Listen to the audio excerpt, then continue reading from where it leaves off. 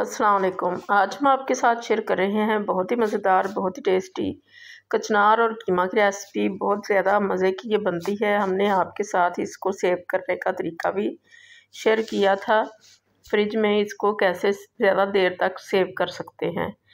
तो अब उसको ही हम निकाल के बना रहे हैं सालन इसका। इसके लिए हमने 1 kg लिया है कीमा और इसके अंदर डाल दिया है 3 बड़े प्याज और 3 ही साथ इसके टमाटर डाल देंगे। अंदर से इस तरह से स्लिट कर लेंगे और इनको उल्टा रख देंगे ताकि स्किन ऊपर से हम आराम से निकाल सकें। इस तरह से बहुत आसानी के साथ ऊपर से स्किन निकल आती है। और ये एक ब्रांच लिया है लहसुन का, ये डाल दिया इसके अंदर। अब ये सुरख मिर्चें हैं 2 टीस्पून डाल दी, 1 टीस्पून इसके बाद इसके अंदर हम डालेंगे और हाफ टीस्पून इसके अंदर हल्दी हमने डाल दी, हाफ टीस्पून। और इसके बाद पानी ऐड करेंगे। कीमा हमारा हाथ का कुटा हुआ है और इसको काफ़ी टाइम लगेगा और ये बीफ का कीमा है। तो इसके अंदर हमने 1 गिलास डाल दिया है पानी का। पानी डाल के इसको लिड लगा के रख देंगे, प्रेशर लगा देंगे इसको तकरीबन 7 से 8 मिनट के लिए। 7 से 8 मिनट के बाद इसको हमने खोला तो ये बहुत अच्छा सा गल चुका था कीमा। और इसको हमने पहले हिलाना नहीं है। इस स्टेज पे हम पहले इसकी जो स्किन है टमाटरों की उसको निकाल लेंगे ऊपर से बड़ी एहतियात के साथ। ये अच्छी नहीं लगती किसी भी करी के अंदर, सालन के अंदर। तो इसको ऊपर से ही इस तरह से उठाना बहुत ही आसान हो जाता है। ये इस तरह से हमने इसको उतार लिया, सारे ही टमाटरों के इसी तरह से उतार लेंगे। फिर इसके अंदर स्पून को चलाएंगे ताकि जो प्याज और जो लहसुन है और टमाटर है ये अच्छी तरह से घुल सकें। इनको मैश करना है, बिल्कुल ये नज़र ना आए, इतना इनको हिलाना है हमने। कोई डोई ले लें, कोई लकड़ी का चम्मच ले लें, ज़्यादा बेस्ट इसके साथ घुलता है ये सब कुछ जो कि लकड़ी का होता है स्पून। तो लकड़ी के स्पून के साथ इसको हिलाएं तो बड़ी आसानी रहती है, मैशर का काम करते हैं ये स्पून। तो इस तरह से हमने फुल फ्लेम कर ली और पानी जो इसके अंदर है उसको ड्राई कर लेंगे। जैसे ही हमारा पानी ड्राई हो गया है तो इसको अब हम आँच को ज़रा सा कम कर लेंगे और इसके बाद इसके अंदर ऑयल डाल देंगे। घी डालना चाहें तो घी डाल लें, ऑयल डालना चाहते हैं तो ऑयल डाल लें। तो इसको अब हम भूनेंगे अच्छा सा। फ्लेम को हमने इस वक्त स्लो कर लिया है क्योंकि ये काफ़ी हद तक भुन चुका है। पानी ड्राई हो जाए तो फिर तेज़ आंच के ऊपर इसको नहीं भूनना चाहिए क्योंकि फिर ये साइडों पे लगता है। तो ये हमने 1 टेबल स्पून लिया है कुटी हुई सब्ज़ मिर्चों का और 1 टेबल स्पून ही इसमें अदरक डाल देंगे कुटा हुआ। भूनते वक्त डालें तो इन दोनों मसालों का बहुत अच्छा टेस्ट आता है। तो इसको अच्छी तरह से भून लेंगे ऑयल सेपरेट होने तक।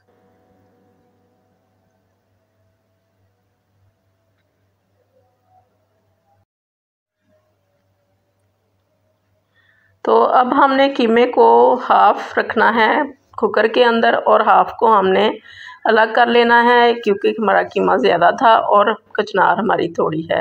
हाफ़ kg हमारी कचनार है और हाफ़ kg ही कीमा हमने रख लिया है। ये कीमा हम फ्रीज़ कर देंगे किसी और सालन के लिए।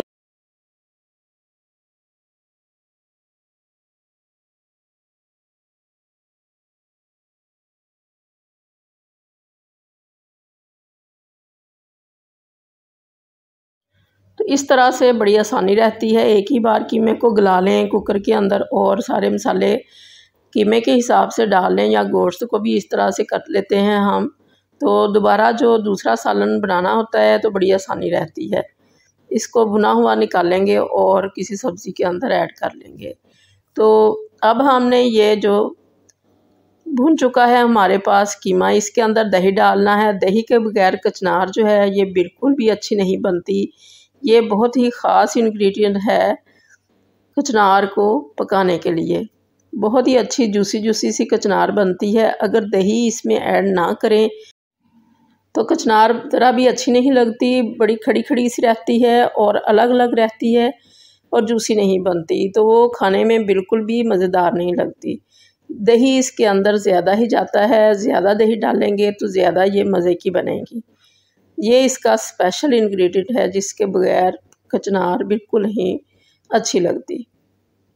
तो इसके अंदर दही का पानी भी अब ड्राई हो रहा है। हमने फ्लेम को फुल कर दिया ताकि जल्दी से पानी ड्राई हो जाए। तो दोबारा से कीमा भुन चुका है, अच्छा सा ऑयल भी सेपरेट हो चुका है।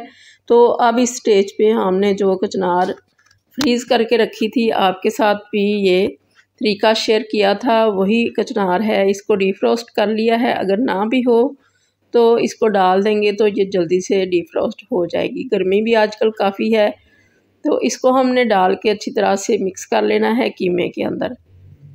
अगर ज़रूरत पड़े तो इस स्टेज पे इसमें हाफ़ कप से थोड़ा कम पानी ऐड कर दें, क्योंकि इसको हमने पहले ड्राई किया था ऑयल के अंदर। इसको जब हमने फ्राई किया था तो काफ़ी हद तक इसका पानी ड्राई हो चुका है, मगर जब फ्रीज़ करते हैं तो बर्फ़ बन जाती है चीज़ों के अंदर। दोबारा डीफ्रोस्ट करें तो इनके अंदर पानी भी आ जाता है काफ़ी ज़्यादा।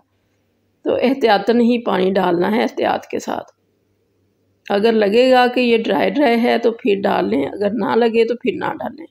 तो हमने अभी इसके अंदर पानी ऐड नहीं किया, इसको कवर कर देंगे। अच्छी तरह से मिक्स कर लिया और इसको कवर करके रख दिया है बिल्कुल स्लो फ्लेम के ऊपर, ताकि ये इसका जो पानी है वो रिलीज़ हो जाए। ये देखिए, अब हमने 5 मिनट के बाद इसको चेक किया है, अच्छा सा इसके अंदर पानी भी आ चुका है और ये अच्छी से कुक हो रही है, मगर अभी ये गली नहीं है। एहतियातन हमने इसको ऊपर नीचे से मिक्स कर दिया है ताकि ये लगे ना। और इस स्टेज पे हमने इसके अंदर डाला था पानी हाफ़ कप से थोड़ा सा कम, और इसको 10 मिनट के लिए रख दिया था क्योंकि ये बहुत ज़्यादा ड्राई थी। और बिल्कुल स्लो फ्लेम के ऊपर इसको, जैसे दम वाली फ्लेम होती है, इसको रखा था। और ये अब बिल्कुल अच्छी सी गल चुकी है। 15 मिनट इसको लगे हैं गलने में। तो ये अब तैयार हो चुकी है। अब इसके अंदर हम गार्निशिंग ऐड करेंगे। थोड़ा सा हमने इसके अंदर गरम मसाला ऐड किया है, जितना दिल करे आप डाल लें। इसका अपना ही फ्लेवर अच्छा लगता है, ज़्यादा मसाले इसके अंदर अच्छे नहीं लगते। तो इसके अंदर हमने थोड़ा सा धनिया ऐड कर दिया, और धनिए के बाद अब ये इसका हम नमक वगैरह भी इसी स्टेज पे चेक कर लेते हैं। तो अगर कम हो तो इस स्टेज पे हम इसके अंदर नमक डाल के मिक्स कर लेते हैं। तो अब ये रेडी हो चुका है हमारा बहुत ही मज़ेदार सालन कीमा और कचनार का। इसके साथ रायता हो तो बहुत ज़्यादा इसके साथ मज़ा आता है खाने का। रोटी के साथ, पराठे के साथ इसको बना के खाएं तो बहुत ज़्यादा मज़े की ये लगती है डिश। लग रहे आपको ये रेसिपी बहुत ज़्यादा पसंद आए और आपकी बहुत अच्छी बने। दुआओं में याद रखिएगा। अल्लाह हाफिज़।